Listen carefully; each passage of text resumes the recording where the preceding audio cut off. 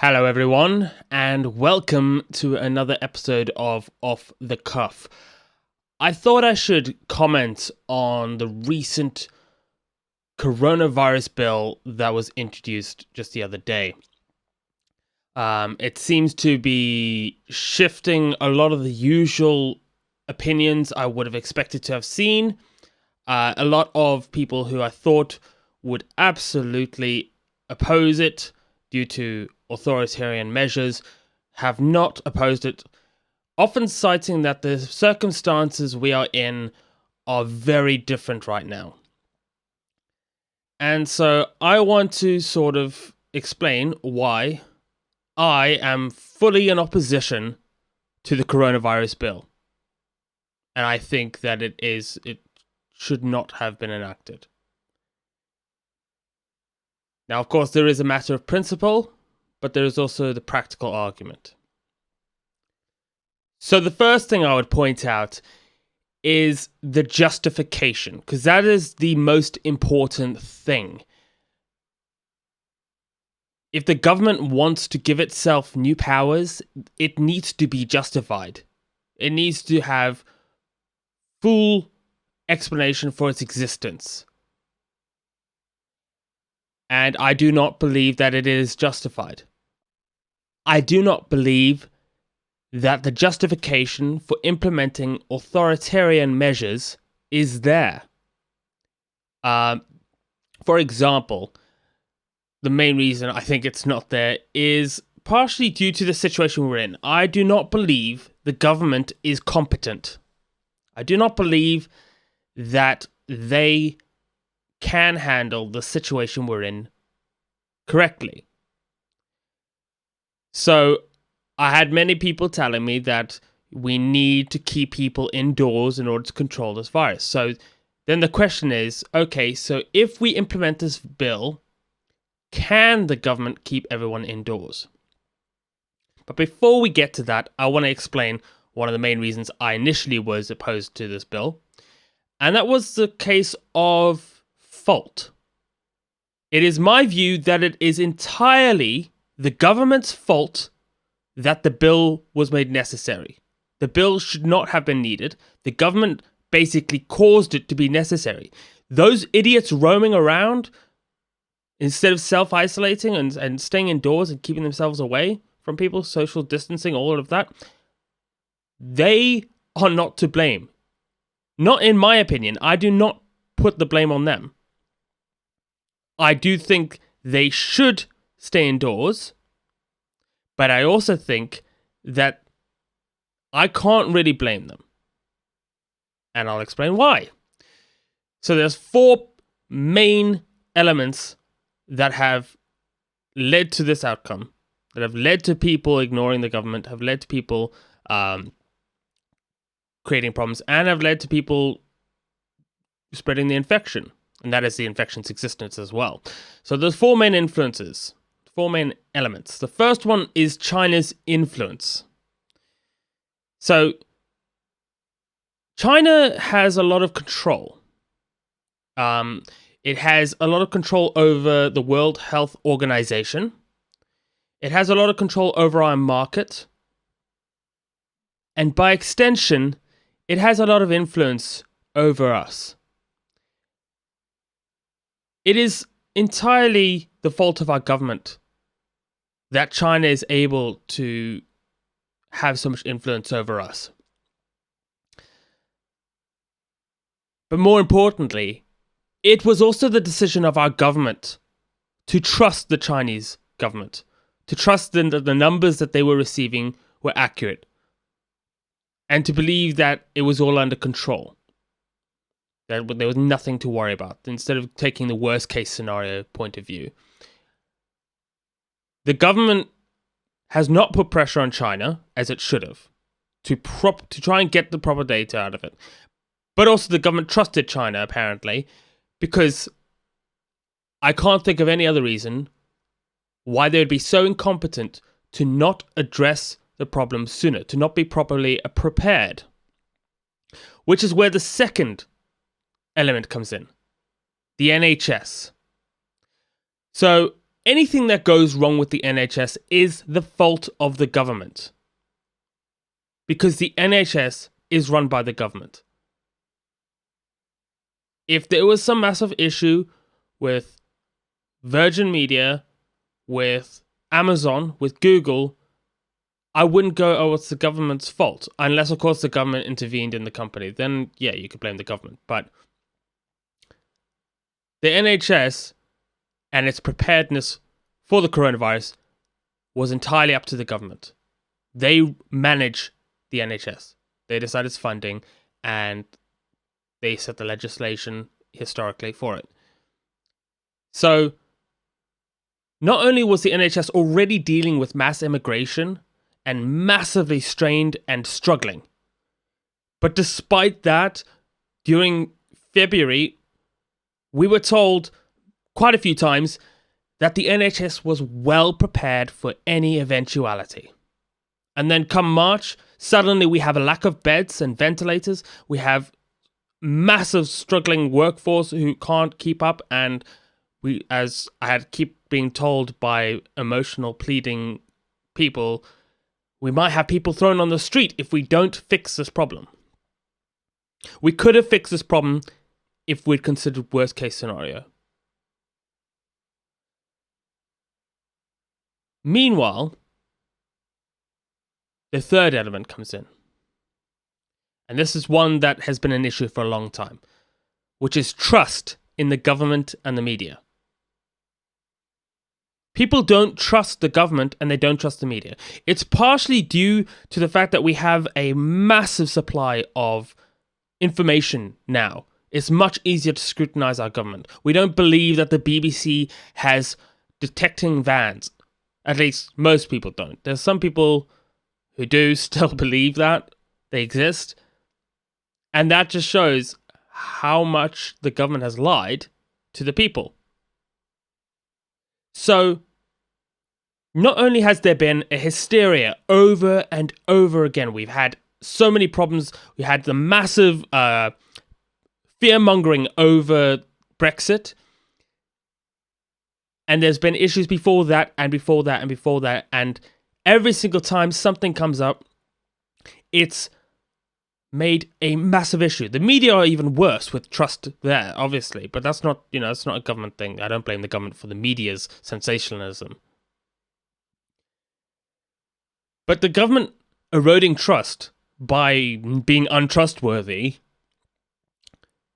has made people politically disillusioned. So they just don't care or trust their government. But more than that, the media and the government both gave mixed signals throughout this whole thing. And this is why I also don't blame people. Because I'm heavily invested in politics. I read up on updates quite a lot. I have a lot of friends who are staying updated. So if I'm not staying updated, I can just read what they're talking about and I kind of stay updated. But a lot of people maybe see one article and they just tune out. And I know this because I did that for a while. I took a break from politics back in about 2015 to 2017. And I just noticed that I just stopped thinking about things. I'd hear about something that happened, and then I just wouldn't hear about it again. So a lot of people would have heard, there's this new virus spreading. But the government and the media, they're just saying it's just like the flu. People are just panicking about it again. So obviously it's just like the flu. So they wouldn't worry about it. And all of a sudden, in the last week or two, maybe 3 weeks, there's been this massive flip. And then suddenly people were panicking buying toilet paper. And then people were starting to suffer. But they still were trying to not let it affect them. Because, you still think it's not affecting you. Because you're not staying up to date. You're not reading everything. All the people who aren't going out and panic buying are just thinking, really? Can I just get on with my normal life? And now the government wants them to stay indoors. And they're just thinking, really? I just want to get on with my normal life. Because they're not staying tuned into the politics. And I don't blame them for not staying tuned into the politics. Because it tends to just be a repeating pattern of hysteria after hysteria. So, of course, people are going to tune up because, it does get tiring. And people are usually just focused on their own lives. Honestly, they care about what affects them. And usually this stuff ends up not affecting them. They were wrong. Obviously, they were wrong. But, you can only cry wolf so many times before people are going to start tuning out. The fourth element now is one it is a little bit harder to concretely identify. It's something I personally identify as something that needs to be worked on, and that's the erosion of community. The way I see it, state welfare and the nanny state have taken away individual responsibility from people, and have made people more reliant on the state instead of their community and themselves. And so because of that, people know very little outside of their friends and their family. They don't really know that much about their community. There are exceptions. There are people who, put on these local events. They have little traditions in their communities, and those are good. Those are excellent. I love those. We need to keep those alive. But over time, small businesses have been struggling. They've been in decline over the last few years. And, big businesses tend to crowd them out. This has been a phenomenon that's occurred as well over time. And so what happens is that, people across the nation all identify this common goal.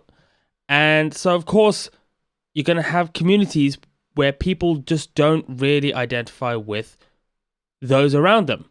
And this has only been exacerbated by multiculturalism. Unfortunately, multiculturalism is great. People do identify better with their own culture. So there are communities where there's a very strong, connection between individuals, regardless of everything that might be dividing them. There's still a strong connection between people based on their cultures, the common culture. But multiculturalism has only increased that divide. And so in certain communities, you're going to have even worse division. And I think this is not the government's fault, but the growth of the online world, internet and memes and all that has created new cultures, but has also eroded old ones. And it's made it so people will be able to find people they actually get along with much easier. But it also means that they don't get along with the people around them as much, partially because they don't have to anymore. And I like that they have the choice, but I also think that there was some things that we need to bring back because of today's example, which is that I see it as the erosion of community and the reason I say bringing the government fault here is because the government's taking away people's individual responsibility and bringing state welfare and nanny state and helping to destroy businesses through a lot of regulation. It's sort of very difficult to set up a business. At least that's what I've found. And you do that, and you're going to destroy communities. And of course, the government's also been involved in creating multicultural societies. So the only one that's not the government's fault there is the growth of the internet, growth of the online communities, which has led to greater freedom and greater choice. And that's still a question we need to answer.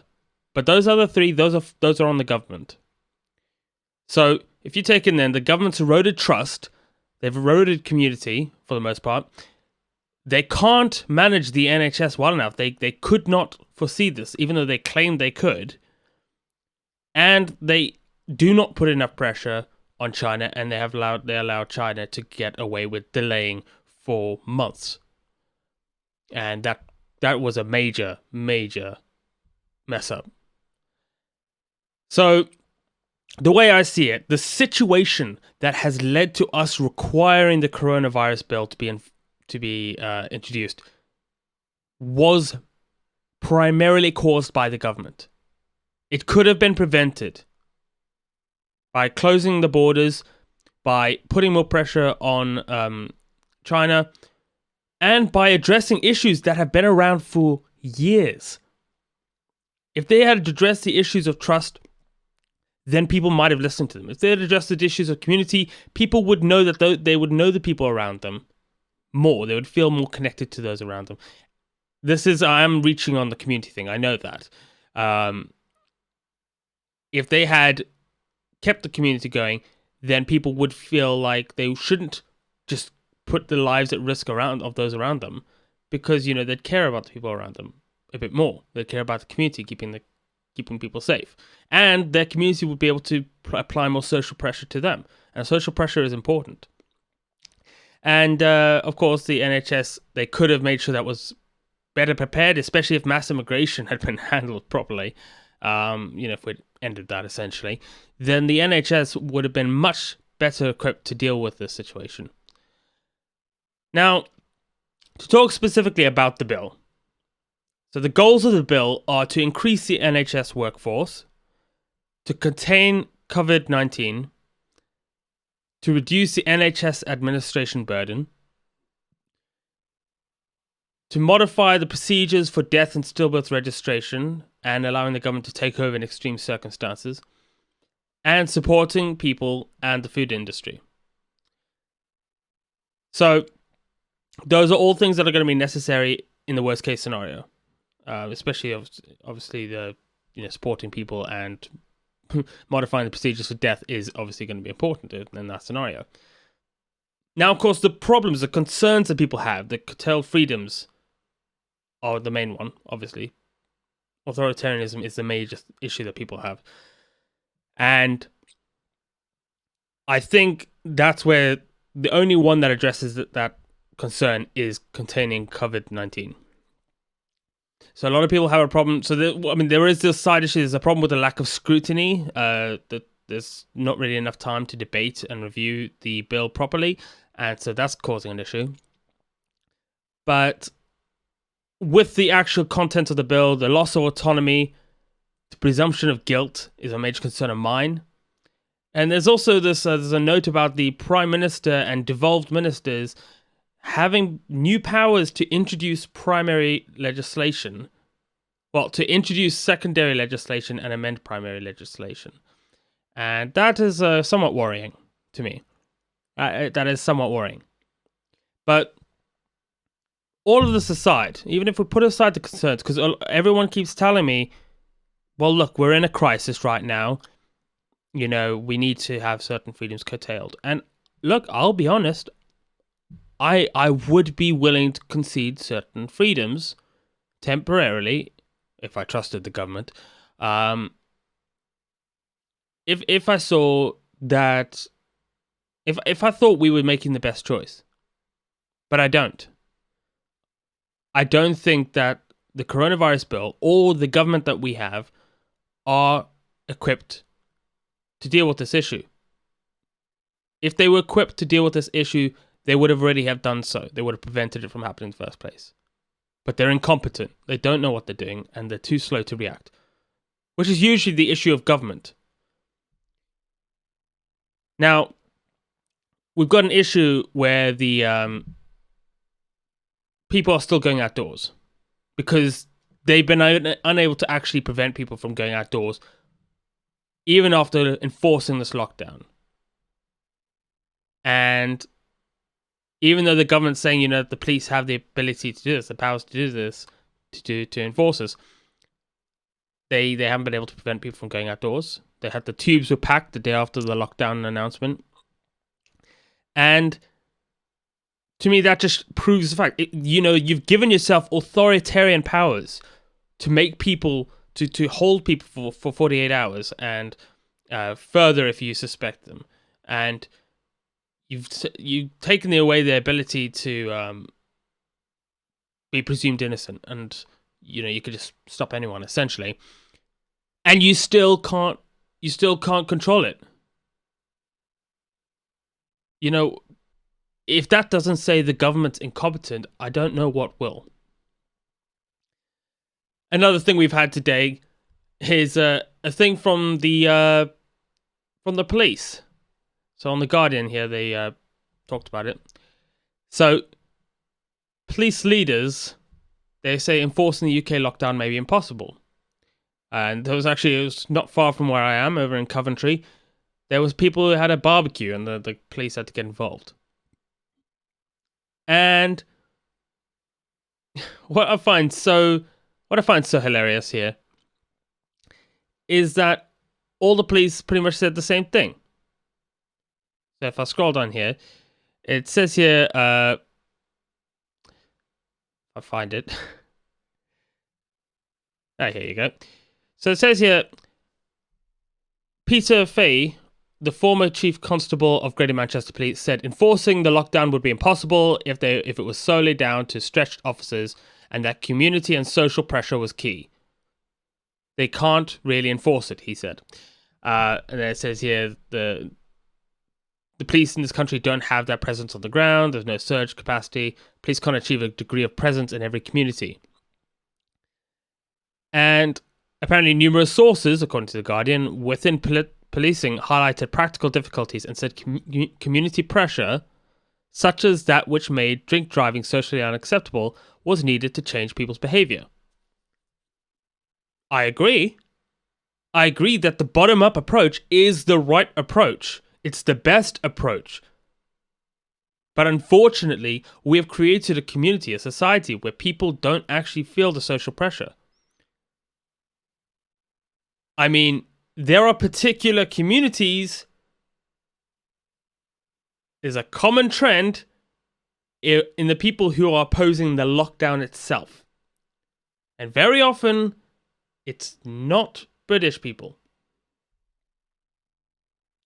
So, yeah, there's a problem with communities. There's communities who think that they shouldn't even have to listen to the government. Never mind their own society, their own community. They don't even have to listen to the government by law. So, the police themselves are saying that the bottom-up approach is what's going to be required. Now, I've seen people respond to this saying, okay, well, let's deploy the military.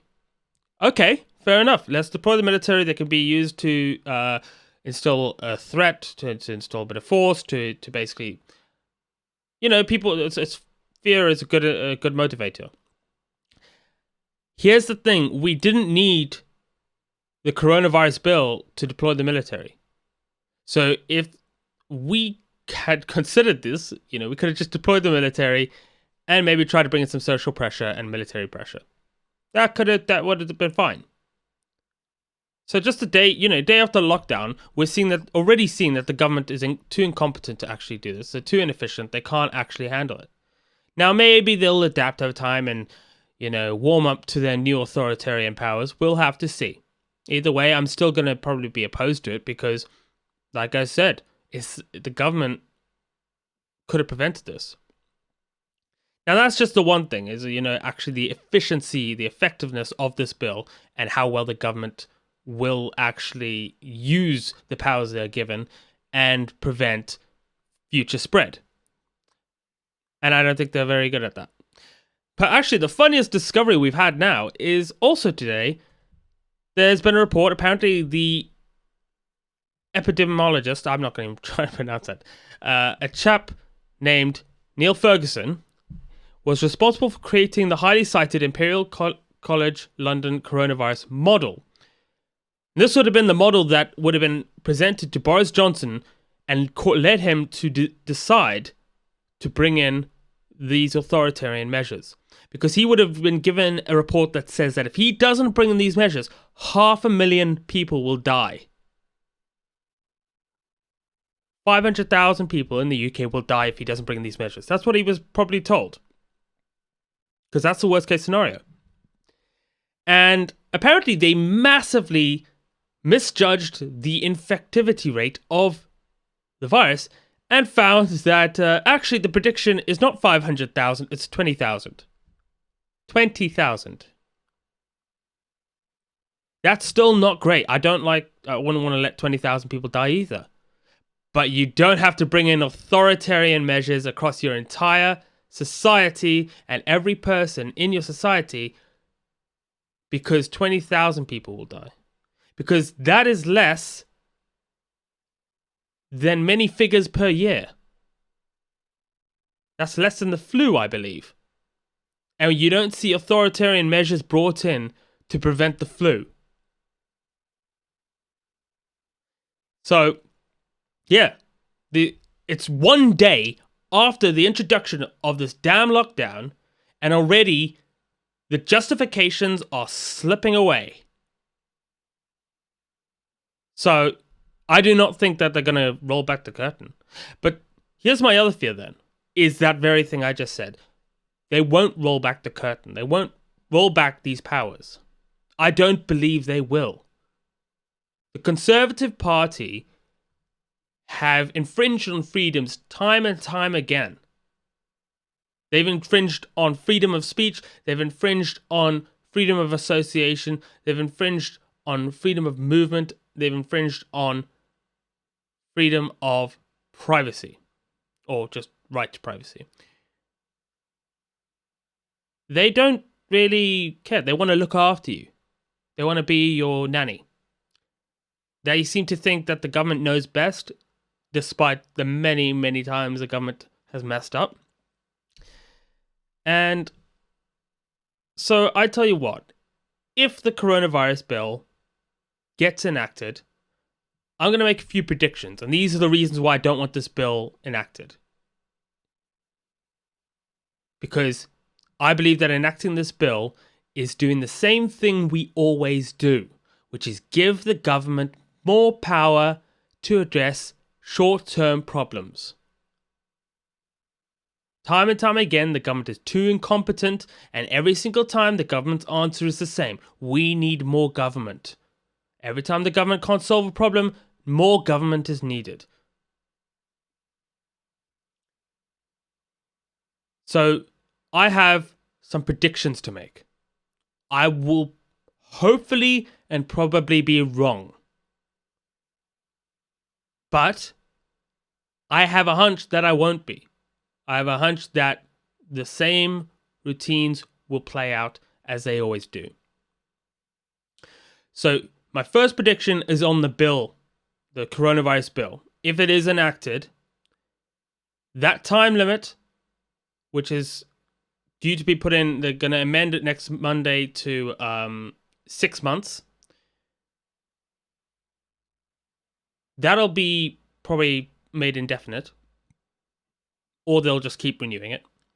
This is in the long term. This is probably I'm gonna check back in 6 months and see what happens. See how many of these things have played out.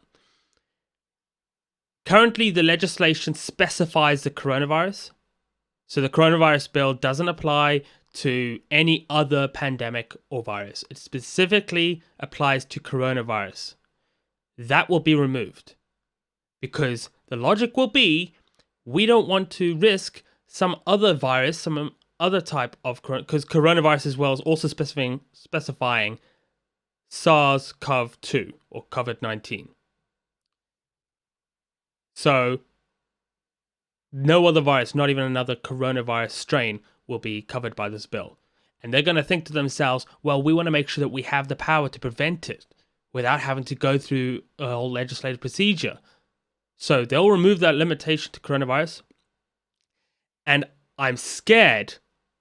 I'm not so sure this will happen, but I'm scared this will happen. That the Secretary of State Declaration clause, which requires the Secretary of State to make a public declaration if he believes basically he can own these powers to control, to basically force people to be checked for testing or to basically tell them where to go and things like that. Those require Secretary of State to have made a declaration that he believes that the nation that is under threat, that there's a threat to the nation. And I believe that they will remove that public declaration. That's what I'm worried about. Another thing that I predict is about the accountability of China. I believe pretty much that nothing will change. The influence on the World Health Organization will remain, despite the mistakes that the World Health Organization made in not properly predicting how this was going to play out. You know, what is the use of the World Health Organization if all they do is tell you the current position and they don't do anything to actually predict?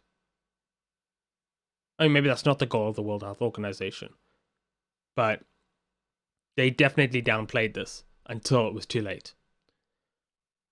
And the influence on the British markets and the government will remain. So China's influence on the British market and government will remain. Because I personally want to see Huawei out of our market. I want to see them gone. I don't mind 5G. I don't think 5G is some secret dangerous project or whatever. I'm not going to put my... I'm not worried about that. But I don't like the Chinese government, a state-run company, or a foreign government being involved in our communications network. That's just a recipe for disaster. Another prediction is about the government accountability. So obviously, like I've just mentioned, the government is at fault. They said the NHS was prepared. They said this is just like the flu, don't worry about it. And no one's going to be held to account. That's my prediction. No one is going to be held to account for downplaying the situation. No one's going to be held to account in our government for not pressuring China. And no one's going to be held to account for not securing our borders. They won't apologize. Actually, an apology is not enough, but they won't actually say, well, actually, we made a mistake. So, maybe we should actually question ourselves. Maybe we should actually allow people to have their say against us, and actually be listened to for once. Another prediction I'm going to make is about the NHS, which is that I believe that the mass immigration will be addressed. Potentially. It'll be the bare minimum, because that's what the Conservatives love to do, is they do the bare minimum to maintain their power. That's what the way it seems to me. But those who said the NHS is well prepared, they're not going to be held to account. I've already mentioned that, but I'm just mentioning it again. And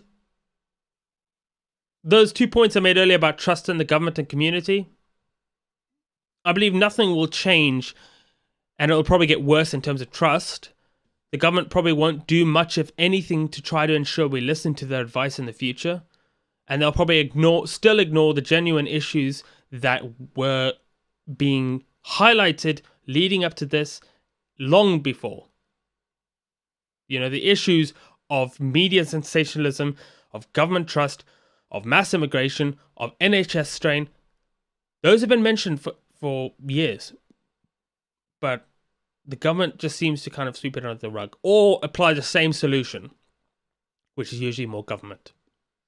As for the community, I believe the government will probably continue to increase the powers of the nanny state. They're going to just keep trying to look after us and take away our own personal responsibility.